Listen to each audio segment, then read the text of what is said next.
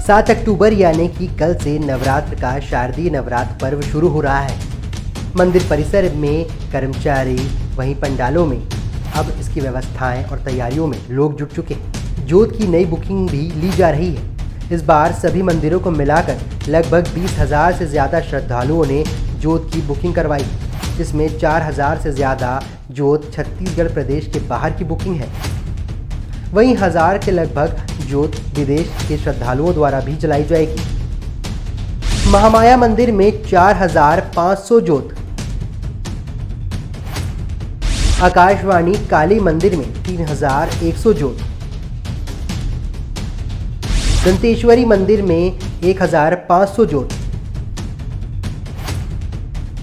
रविशंकर शुक्ल बंजारी मंदिर में 2,000 जोत।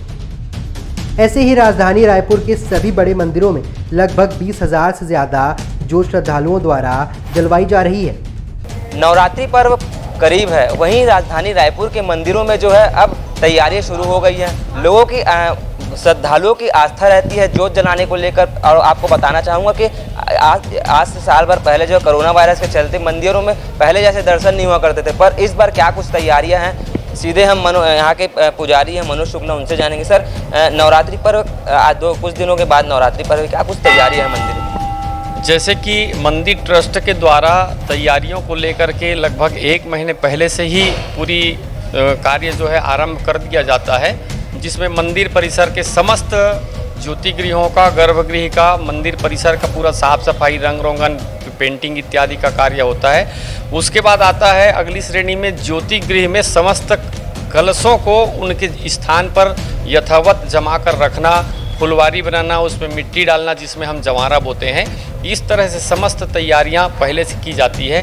चूँकि विगत 2 साल से कोरोना काल का समय है और चैत्र नवरात्रि में मंदिर ट्रस्ट के द्वारा श्रद्धालुओं द्वारा जो रसीद कटाई जाती है ज्योति कलश के लिए, वो कटी हुई रखी थी, लेकिन पिछले कोरोना काल को देखते हुए ज्योति प्रज्वलित नहीं की गई थी। चैत्र नवरात्रि में जो प्रज्वलित नहीं कर पाई वही ज्योति कलश इस कुंवार नवरात्रि में यहाँ प्रज्वलित की जा रही है।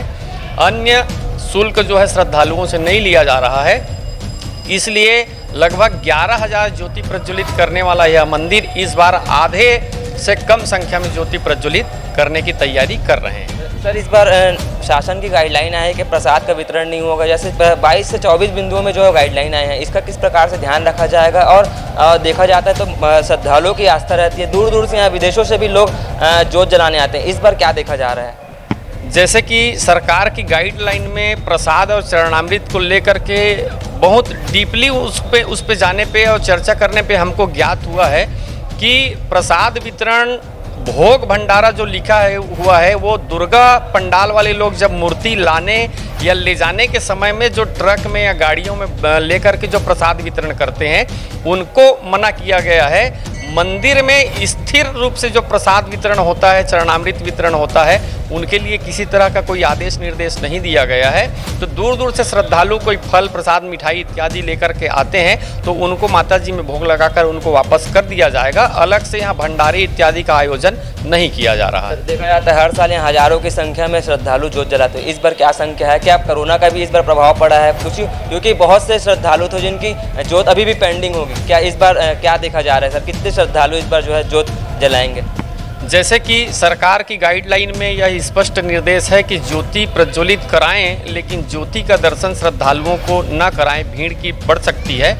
तो जिस तरह से शासन का गाइडलाइन है, दिशा निर्देश है, मंदिर ट्रस्ट के द्वारा उनकी पूरी तरह से पालन किया जाएगा।